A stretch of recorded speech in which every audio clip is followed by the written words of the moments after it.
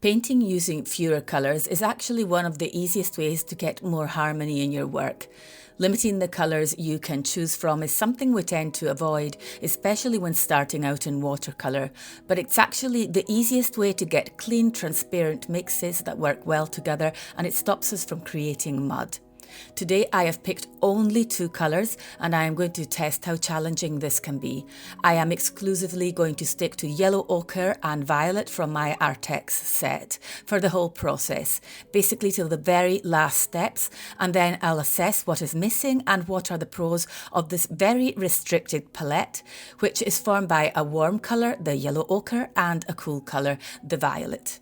Sometimes the hardest challenge can be to achieve mixes that are dark enough, especially when we are working with lighter colours. But you will see that by playing back and forth with different ratios and also different consistencies, we can obtain quite deep values. In this specific case, having 80% violet and 20% yellow ochre with less water in the amalgamation will give me the darkest tone I will use in this portrait. Having that is quite crucial because we need to be able to push the shadows as far as they need to go to obtain the impression of depth. I start off with a monochromatic violet under painting, and I believe painting monochromatic with one colour in a way is easier than painting with 2, because once you have the option of 2, it opens up a new pathway of chromatic possibilities, so to speak, and you really can see what is lacking. This is also very different than working with the 3 primary colours because you can mix anything with those, so the challenge is basically non-existent. So having 2 is really limiting myself into this tiny corner of exploration, but at the same time liberating because you are simplifying everything and reducing the stress of decision making and the possibility of muddiness and overworking a piece as it stays clean and translucent.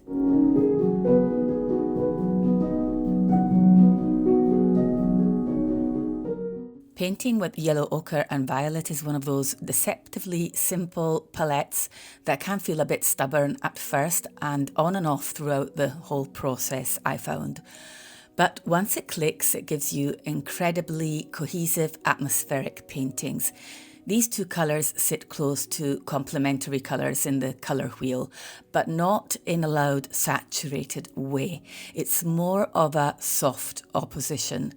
That's why everything you mix tends towards soft colours, greys, browns, which can become really dark with that violet undertone, and we can easily obtain skin-like neutrals as well.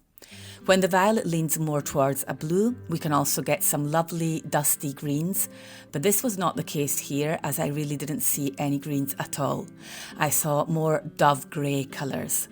And this palette and others we will explore, if this turns into a series, really trains your eye to see the shift in the colours as you push them towards cooler tones with the violet and pull them back towards warmer tones with the yellow ochre. So it's a lot of control in temperature shifts.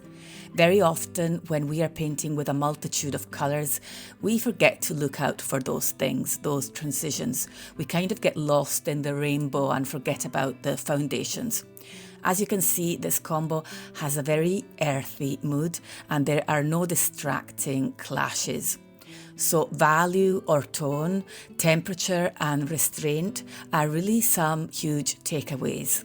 We are no longer working with variety. We don't have that possibility. So these other aspects suddenly become clearer. They become what guides us. I felt like the process was more intentional and that the overall look was more timeless and I would say almost classic.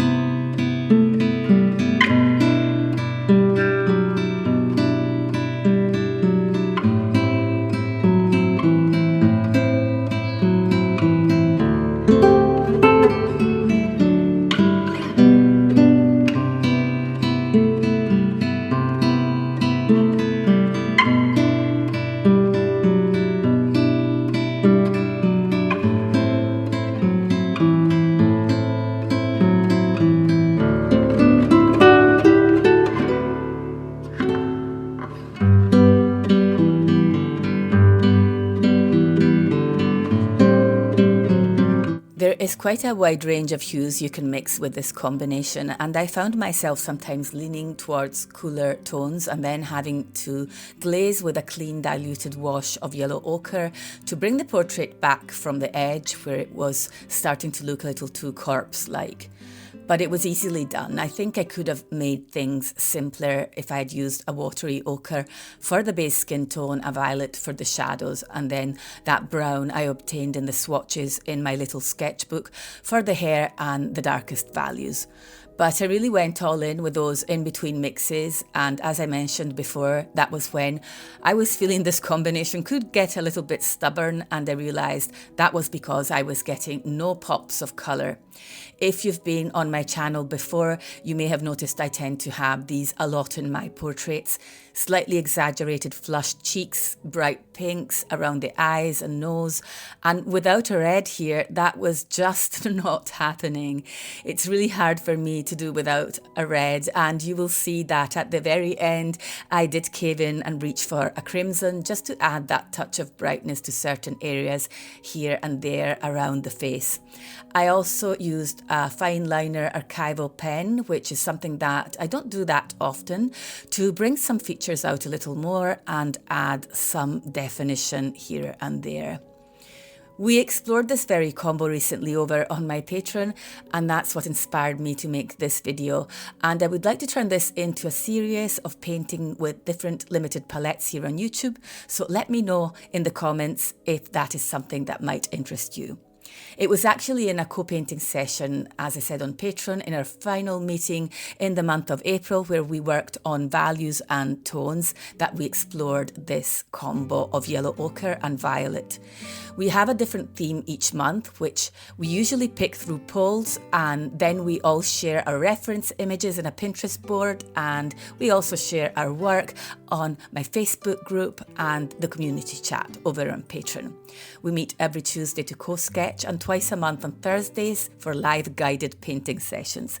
It's almost like an extension of what my YouTube is, but with direct communication and guidance, both live and recorded. If you'd like to join our community and friendly art practice, you will find the link in the description box below this video. And you're always welcome to come and go and join the live Zoom calls or paint at your own pace with the recordings.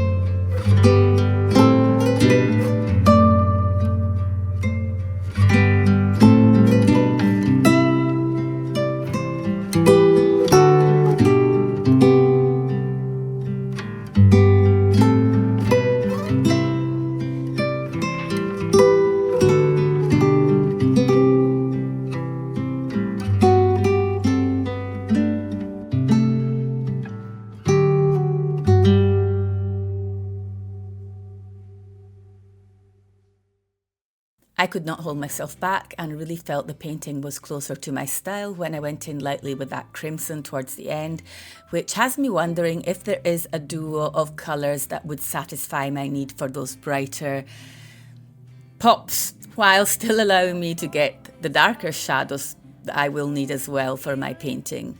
If you have any suggestions, please let me know in the comments down below, and please let me know if you've tried this combination yourself or if there are others that are your favourite or that simply make you curious. Whatever you do, I encourage you to give this a go because it really does teach us so much without us having to overthink things.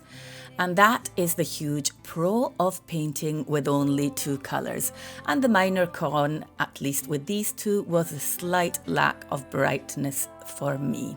I really enjoyed getting in those flowers with my ink pen and then splattering some gold watercolor right at the end of the process. This said, I will leave you all to watch your next art video. Thank you to my amazing patrons who make this possible and to everyone who has watched this video until the end. I will see you all next Sunday. Bye for now.